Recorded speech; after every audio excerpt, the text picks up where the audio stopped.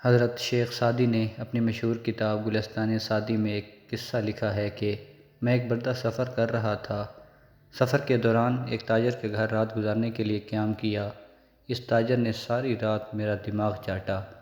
وہ اس طرح کے اپنی تجارت کے قصے مجھے سنا رہا تھا کہ فلاں ملک میں میری یہ تجارت ہے، فلاں جگہ میری اس چیز کی دکان ہے، فلاں ملک سے یہ چیز درآمد کرتا ہوں، یہ چیز برآمد کرتا ہوں۔ ساری رات قصے سنا کر آخر میں کہنے لگا کہ میری اور سب آرزوئیں تو پوری ہو گئی ہیں اور میری تجارت بھی پروان چڑھ گئی ہے، البتہ اب صرف ایک آخری سفر کرنے کا ارادہ ہے۔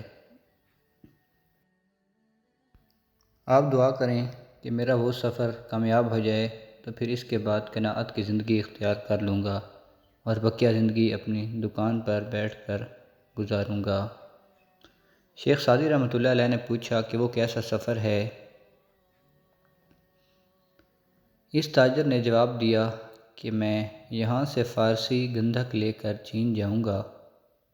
اس کے لیے میں نے سنا ہے کہ وہ چین میں بہت زیادہ قیمت پر فروخت ہو جاتی ہے۔ پھر چین سے چینی برتن لے کر روم میں فروخت کر دوں گا۔ وہاں سے رومی کپڑا لے کر ہندوستان میں فروخت کروں گا اور پھر ہندوستان سے فولاد خرید کر حلب شام میں لے جا کر فروخت کروں گا۔ حلب سے شیشہ خرید کر یمن میں فروخت کروں گا، پھر وہاں سے یمنی چادر لے کر فارس آ جاؤں گا۔ غرض یہ کہ اس نے ساری دنیا کے ایک سفر کا منصوبہ بنا لیا اور شیخ سعدی سے کہا کہ بس اس آخری سفر کا ارادہ ہے، اس کے لیے آپ میرے لیے دعا کریں۔ اس کے بعد میں نے قناعت سے اپنی دکان پر بقیہ زندگی گزاروں گا۔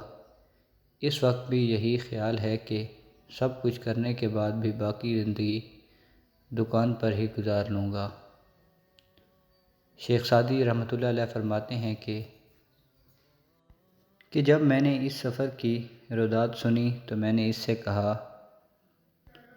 آن شنید ستی کہ در صحرائے غور، بار سلارے بیفتاد درا داز ستور، گفت چشم تنگ و دنیا دار را، یا قناعت پر کند یا خاک گرو۔